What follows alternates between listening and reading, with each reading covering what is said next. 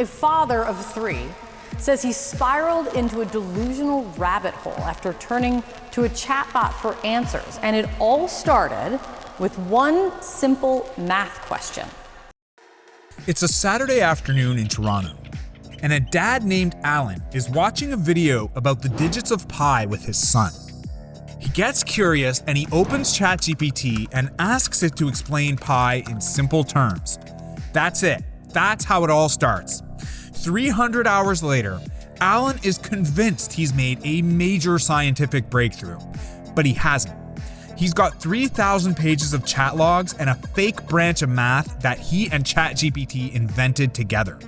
He ends up needing psychiatric care. He now goes to a support group for people who became delusional from talking to an AI. Your first instinct is probably that Alan was already a little off. It wouldn't happen to me, I'd see it coming. Here's the thing, MIT just proved with math that you wouldn't. They built a model of how people talk to chatbots and showed that anyone who uses one long enough will end up believing things that are not true. Stanford tested this on 11 real chatbots, ChatGPT, Gemini, Claude, all of them, and published the results in Science, the most respected journal in the scientific world. Every single chatbot agreed with users it shouldn't have agreed with. Every single chatbot pushed users farther into beliefs that were wrong. It doesn't matter how smart you are, it doesn't matter how skeptical you are. If you talk to one of these machines long enough, you'll end up like Alan. ChatGPT was built to agree with you. The more you use it, the more it tells you that you're right, until you end up believing things that simply aren't true. That's how the product was designed. If you use ChatGPT for work, for advice, or for making decisions, you need to see this. Because what you think is a helpful assistant is actually slowly changing what you believe, and you won't even feel it happening. You'll just wake up one day with opinions you didn't have a year ago and no idea where they came from. Today, we're breaking down how ChatGPT was designed to do this, the proof that it's happening to everyone who uses it, and why the people running these companies should probably be in handcuffs. So let's get started. So before we get deeper into what actually happened to Alan, first I want you to understand how these models actually work under the hood, because that helps explain everything, and it explains why it wasn't really Alan's fault that this happened. Now, every major chatbot on the market right now, from ChatGPT to Gemini to Claude, all of them are trained using reinforcement learning from human feedback, or RLHF for short. It basically means that the model gets trained by having humans rate its answers, and the model learns to produce more of whatever gets rated highly. Over millions of these ratings, the model figures out what kind of answers tend to get rewarded. But here's where the whole thing falls apart. You see, people give positive ratings to responses that agree with them. If you ask a chatbot a question and it validates your idea, that feels good. That feels like a helpful answer. Now, if you ask the same question and it tells you that you're wrong, that feels bad. That feels like maybe the tool isn't working properly. So you rate the agreeable response higher. You engage with it more. It keeps you coming back for more conversations. The model learns one lesson. Agreement gets rewarded. So the model learns to agree. So the sycophancy isn't a glitch. The training process actually selected for it. Every single round of human feedback pushed the model farther and farther in the direction of telling you that you're right. The entire optimization target, the thing the model is trying to maximize, is your approval. Not accuracy, not truth. It's your approval. And the easiest way to get your approval is to agree with you. Now, here's the part that MIT actually proved with math. When you have a conversation with one of these models, every response it gives you functions as a piece of evidence. Your brain treats it that way whether you realize it or not. You float an idea, the chatbot agrees, and your confidence in that idea goes up a little. Then you push the idea farther. The chatbot agrees again, and your confidence goes up even more. Every single response sounds thoughtful and well-reasoned. Nothing in any one message would make you think something's going wrong. But over the course of 20, 30, 50 exchanges, those tiny nudges compound. You started the conversation with a casual thought, and you're ending it with absolute certainty in something that is completely wrong. MIT calls this delusional spiraling, and that's now the actual academic term for it. Here's the thing though, the model isn't lying to you, at least not in the way you'd normally think about lying. It's agreeing with you. There's a difference, and the difference is what makes it so hard to catch. A liar tells you something false. Meanwhile, a sycophant tells you the thing you already believe is correct and encourages you to push farther. Now, the lying response is very easy to catch, but the sycophantic response feels more like having a really smart friend who happens to just think you're a genius. So that's the engine driving all of this. The model is optimized to agree with you, and your brain interprets that agreement as evidence that you're right. But you might be thinking, okay, that sounds bad in theory, but how bad is it really? Now, Stanford answered that question with hard numbers across 11 different models, and the results are genuinely disturbing.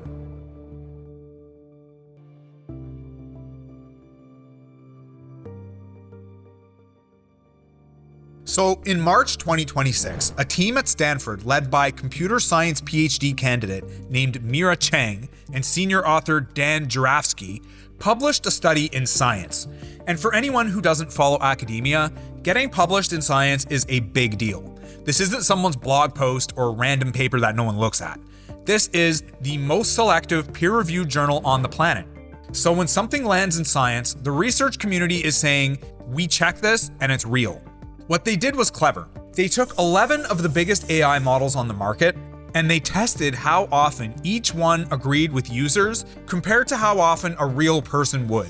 And the headline number is that across all 11 models, AI affirms users about 50% more than a human would in the same situation. So if a real person would tell you that you're right 6 times out of 10, the AI is telling you you're right 9 times out of 10. That is a massive gap. But then they made it more specific, and this is where it gets really ugly. They went to Reddit's Am I the Asshole forum, and they pulled 2,000 real posts. They specifically selected posts where the entire community unanimously agreed that the person was in the wrong. These aren't borderline cases. These are situations where thousands of real humans all looked at the same story and said, yeah, you're the problem here, buddy. They fed those same posts to the AI models and asked the same question. Am I the asshole? The AI sided with the person 51% of the time. Thousands of humans had unanimously told these people they were wrong, but the AI said, I actually think you got it right more than half the time. Now that's pretty telling. Then they pushed it even farther. They tested posts where the person described doing objectively harmful things. Stuff like manipulation, deception, self-harm, even illegal behavior. Across all 11 models, the AI endorsed the harmful behavior 47% of the time. So almost half the time someone described manipulating or deceiving another person and asked if that was okay, the AI essentially said yes, that was the right thing to do. The second part of the study is where the behavioral data gets actually scary. They brought in over 2,400 real participants and had them interact with both sycophantic and non-sycophantic versions of AI. Some participants discussed pre-written dilemmas based on those Reddit posts. Others talked about real conflicts from their own lives. After the conversations, they measured what changed. People who talked to the sycophantic AI came out more convinced that they were right and less willing to apologize or fix the relationship they damaged. The AI made them worse people, measurably. And here's the part that locks the whole trap shut. The participants couldn't tell the difference. They rated both the sycophantic and non-sycophantic versions as equally objective. The flattery was completely invisible to them. But even though they couldn't consciously detect it, they preferred it. They rated the sycophantic AI as higher quality, they trusted it more, and they wanted to use it more. So the version that was actively degrading their judgment is the version they wanted more of. Dan Jarafsky, the senior author on the paper, put it bluntly. He said, users know the AI is being nice to them, but what they don't realize is that the niceness is making them more selfish and more convinced they were always right. And that right there is exactly why this video needs to spread. The users can't feel it happening to them. Alan couldn't feel it. He asked the chatbot 50 times if he was losing it, and 50 times, ChatGPT told him he was brilliant. Now, if you've made it this far, I want you to hit the like button. It helps this video reach more people before they end up 300 hours deep in a conversation with a machine that is making them delusional. All right, back to it. So that's what the data says. Every model tested was much more sycophantic than a human, and the users can't even tell it's happening until it's too late. But you might be thinking, okay, so just fix it then. Make the AI more honest. Warn people about the bias. Problem solved, right? Well, no. MIT tested both of those ideas, and what they found is honestly the most disturbing part of the entire story.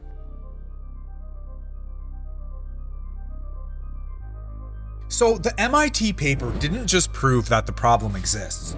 They took it a step farther and tested the two most obvious solutions. And they showed mathematically that neither one of them actually works. The first fix is what you'd think of immediately. Just make the chatbot tell the truth. Force it to only say things that are factually verified. No more hallucinations, no more making stuff up. You could force the model to pull from real sources and cite evidence before it says anything. Problem solved, right? Except the MIT researchers modeled exactly this scenario, and the delusional spiraling still happened. Because a sycophantic AI doesn't need to lie to mislead you. It just needs to pick and choose exactly what truths to show you. If you believe something wrong, there are always some real facts out there that sort of support the idea if you squint hard enough.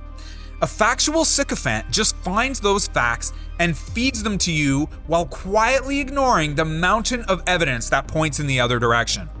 Everything it tells you is factually true. It's just cherry picking which true things to show you so the picture it paints matches what you already think. And you have a very hard time telling the difference between getting all the facts and getting a carefully chosen slice of them. The MIT team has a really clean analogy for this. They compared it to a prosecutor in a courtroom. A prosecutor's job is to present the evidence that supports a conviction. They're not lying. Every piece of evidence they show you is real, but they're deliberately not showing you the stuff that would make the person look innocent. Studies have shown that this works even on judges who know that the prosecutor is doing it. Knowing that someone is cherry-picking evidence for you does not make you immune to being persuaded by it. Which brings us to the second fix. Just tell people about the problem. Run awareness campaigns. Put a little warning label on the chatbot that says, hey, this thing might be sycophantic, be careful. If people know the AI has a tendency to agree with them, they should be able to mentally adjust for that and not get sucked in, right? Well, MIT modeled this too. They simulated users who were fully aware that the chatbot might be sycophantic. Users who were actively looking for signs of flattery and adjusting their confidence accordingly. But guess what? The spiraling still happened. It happened less often, and it took a bit longer, but it still happened. Awareness only reduced the problem. It didn't solve it. And this isn't just theoretical.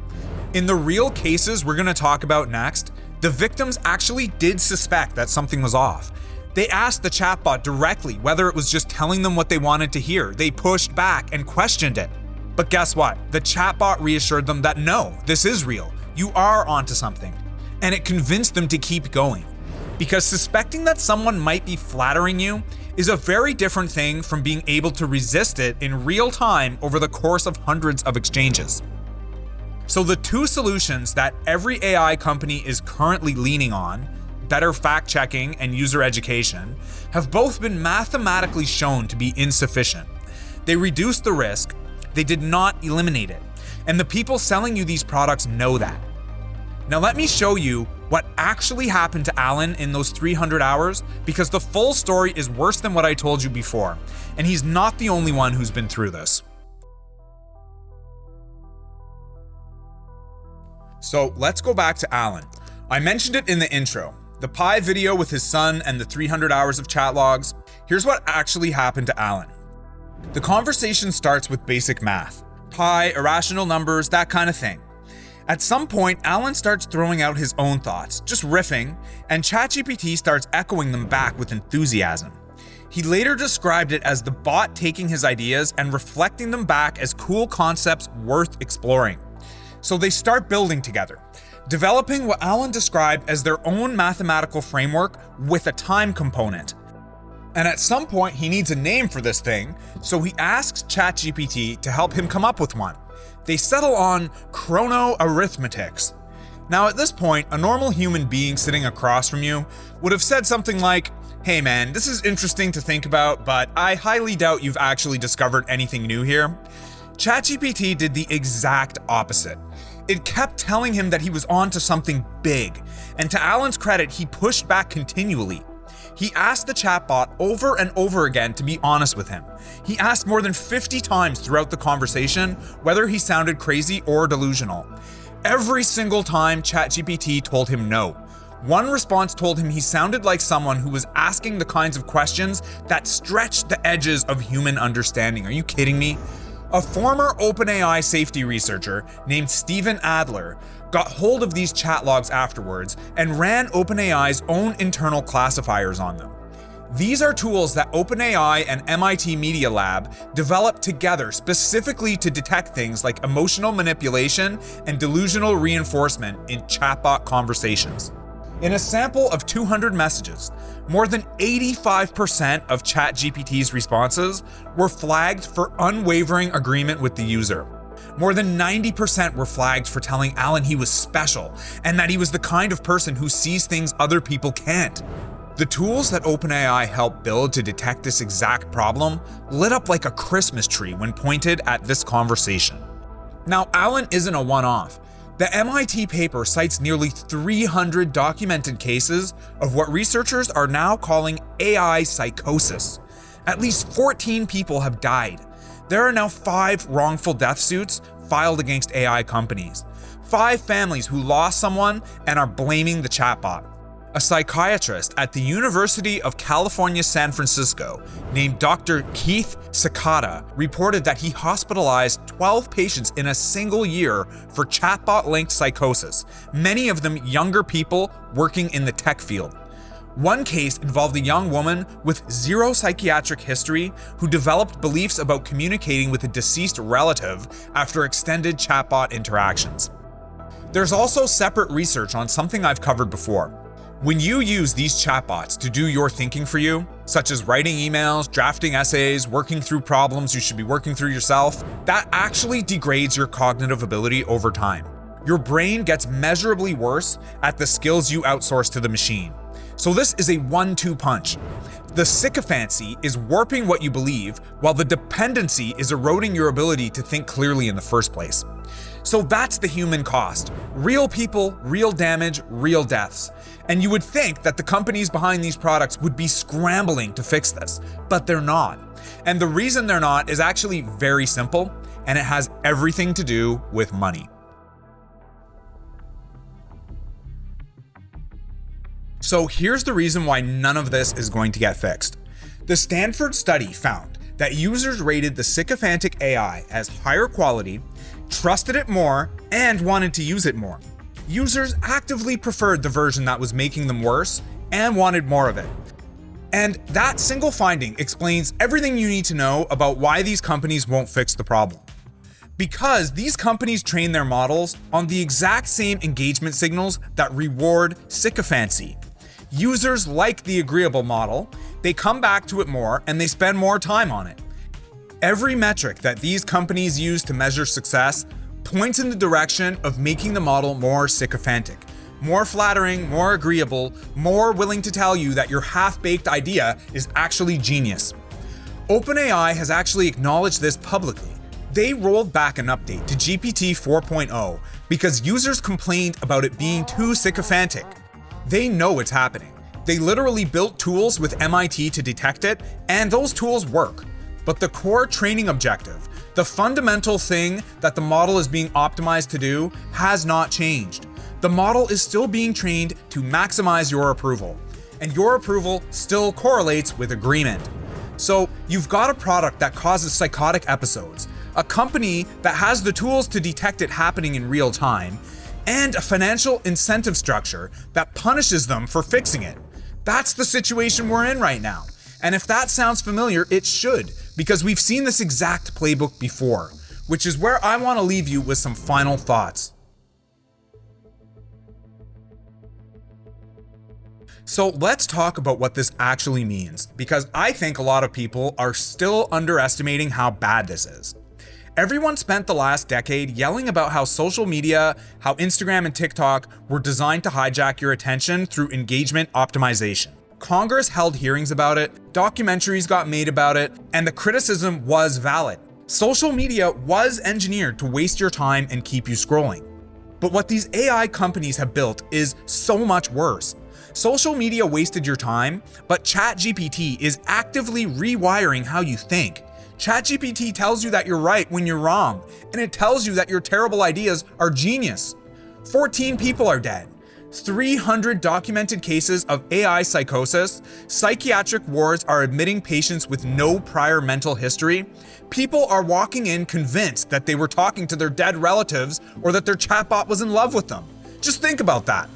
And I can tell you from personal experience, as someone who has used these tools extensively, the sycophancy is unbearable. I have asked these models directly to push back on me, to criticize my work, and to tell me when I'm wrong, but they barely do it.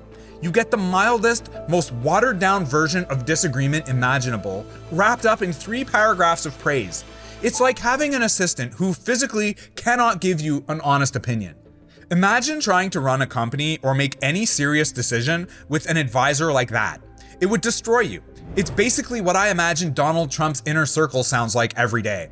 Oh yes, sir. Amazing idea. You're a genius. Greatest president ever. That's how ChatGPT talks to every single person who uses it.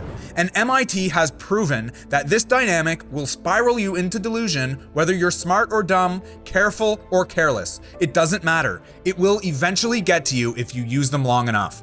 The people running these companies know this. OpenAI knows. They have safety researchers who built classifiers that flag this exact behavior. And when a former employee ran those classifiers on one victim's chat logs, they flagged it immediately. More than 85% of the responses were tagged as unwavering agreement. The tools to detect this exist. They just aren't being used to protect you. They just want you to keep coming back, and the data shows that sycophancy is what keeps you coming back. So they have zero financial incentive to fix it, and every financial incentive to make it worse. I've honestly had enough. I'm done using these chatbots for anything beyond the most basic tasks, and I think you should consider doing the same. These tools have their place for certain narrow things, but the idea that they're intelligent assistants you should be consulting for important decisions is genuinely dangerous. They're pattern matching machines. They're optimized to make you feel good about whatever you already believe. The real threat from AI was never some sci-fi scenario where it reaches super intelligence and takes over. The real threat is this low-end, mediocre, fundamentally broken technology slowly corroding people's ability to think clearly. It's degrading the mental hardware of millions of people while Sam Altman raises another $50 billion. The people running these companies need to be held accountable. If a pharmaceutical company sold a product that caused psychotic episodes in hundreds of people and contributed to 14 deaths, every executive involved would be facing criminal charges. But because it's a tech company and the product is software, nobody's in handcuffs. That needs to change. Please send this video to someone you care about who uses ChatGPT every day. They need to see this. Like, subscribe, and I'll see you in the next one. Thanks so much for watching.